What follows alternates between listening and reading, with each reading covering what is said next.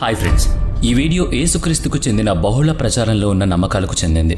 వీటిని యేసుక్రీస్తుకు సంబంధించిన 7 అత్యంత రహస్యమైన విషయాలుగా పేర్కొంటారు. వ్యక్తిగత విశ్వాసాలకు అతీతంగా ఒక సంతులన రీతిలో వీటి గురించి ప్రస్తావిద్దాం. ఇవి యేసుక్రీస్తు ధరించిన దుస్తులని, ఇవి ఆయన ఉపయోగించిన వస్తువులని, ఇది సాక్షాత్తు ఆయన చిత్రపటమని చెప్తూ పలు విశేషాలు ఆయన్ను నమ్మిన వారు ప్రస్తావిస్తూ ఉంటారు. అవేంటన్నది చూద్దాం. ముందుగా హోలీ గ్రైల్ గురించి బహుశా చాలా మంది వినే ఉంటారు. 2000 సంవత్సరాల క్రితం యేసుక్రీస్తు తన 12 మంది శిష్యులతో కూర్చుని చేసిన చివరి భోజనం ద లాస్ట్ సప్పర్లో ఆయన ఉపయోగించిన పాన పాత్ర ఈ హోలీ గ్రైల్ అని చెప్తారు. ఆయన ద్రాక్షరసం తాగిన పాత్ర ఇది, అందుకని దాన్ని అతి పవిత్రంగా భావిస్తారు. యేసుక్రీస్తును సిలువ వేసినప్పుడు అక్కడ చిందిన రక్త బిందువుల్ని ఈ పాన పాత్రలో పట్టి రహస్యంగా దాచి ఉంచారని భావిస్తారు. అలా దాచిన వ్యక్తి అరమాతియాకు చెందిన జోసెఫ్ అని క్రీస్తు అనుచరుడు. తర్వాత అది ఎవరి చేత పడకుండా ఎప్పటికప్పుడు వేర్వేరు ప్రదేశాలకు తీసుకువెళుతూ రక్షించాడట. లియోనార్డో డావిన్సీ చిత్రరాజం ద లాస్ట్ సప్పర్లోనూ ఈ పాన పాత్ర ఉంటుంది. ఆ పాత్రను దాచి ఉంచిన రహస్యం కూడా ఆ చిత్రంలోనే ఉందని చాలా మంది పరిశోధకులు నమ్ముతారు. క్రీస్తు శకం 1190 దశకంలో మధ్యయుగాల నాటి ఐరోపా చరిత్రకారులు, విశ్వాసులు తమ రచనల్లో దీన్ని ప్రస్తావిస్తారు.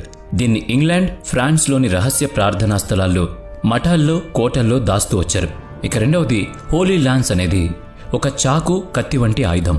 అంటే యుద్ధంలో వాడిన కత్తి కాదిది. క్రీస్తుతో ముడిపడ్డ చరిత్రలో పవిత్రమైన వస్తువుగా పరిగణించే వస్తువిది.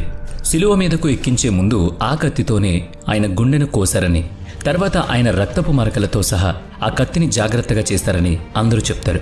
ఇనుముతో చేసిన ఆ కత్తికి బంగారు, వెండి మెరుగులద్దారు. దీని పొడవు 38 నుంచి 50 అంగుళాల వరకు ఉండొచ్చని భావిస్తున్నారు.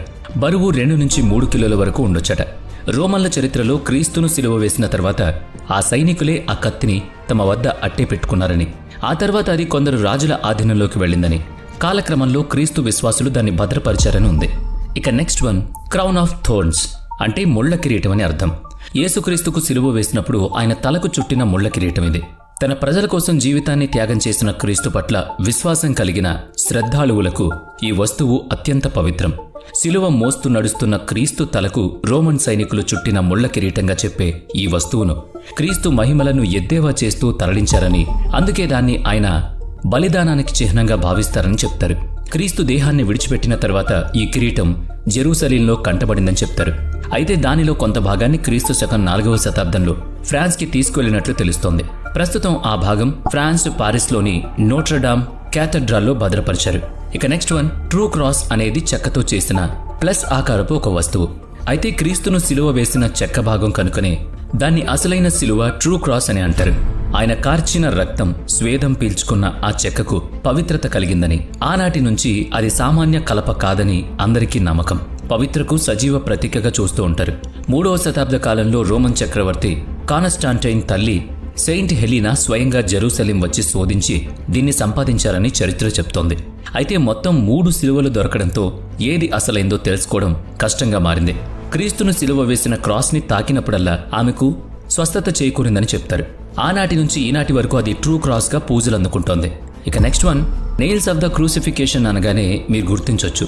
యేసుక్రీస్తును సిలువ వేసినప్పుడు ఆయన చేతులు, కాళ్లకు దించిన ఇనుప మేకులవి. 1968లో జెరూసలేం వద్ద గివత్ హా మిఫ్తావ్ అనే ప్రాంతంలో ఉన్న ఓ సమాధిని తవ్విన పురావస్తు పరిశోధకులకు వాసిలియోస్ జాఫ్రెస్కి దొరికిన ఒక శిథిల అస్థిపంజరం ఎముకల గూడులో పొడవాటి ఇనుప మేకు గుచ్చుకుని కనిపించింది.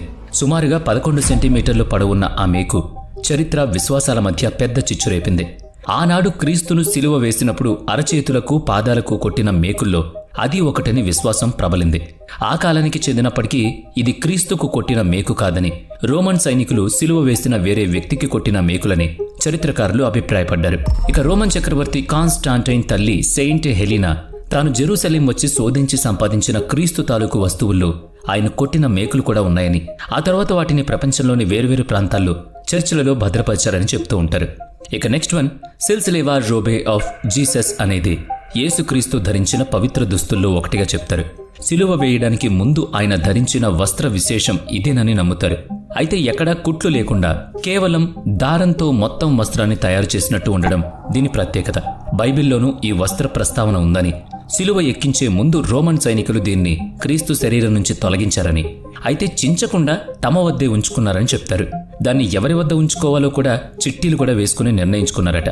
మరి ఇది ఎంతవరకు నిజమో ఎవరికీ తెలీదు. ఇక నెక్స్ట్ వన్, షౌడ్ ఆఫ్ ట్యూరిన్ అనేది సాధారణ తెల్లని వస్త్రం మాత్రమే కాదు. శిలువ మీద మరణించిన యేసుక్రీస్తును కిందికి దించాక ఆయన శరీరంపై కప్పిన పొడవాటి పవిత్ర వస్త్రంగా ఆయన భక్తులు భావిస్తారు. ఇది కేవలం ఒక వస్త్రం కాదు, 2000 సంవత్సరాల పైబడిన ప్రజల్లో ఉన్న నమ్మకానికి గుర్తు. ఈ వస్త్రం మీద ఒక మనిషి ఆకృతి కనిపిస్తుంది. ముఖాకృతి, కళ్ళు, ముక్కు, నోరు, గడ్డం, జుట్టు ఇవన్నీ స్పష్టంగా కనిపిస్తాయి.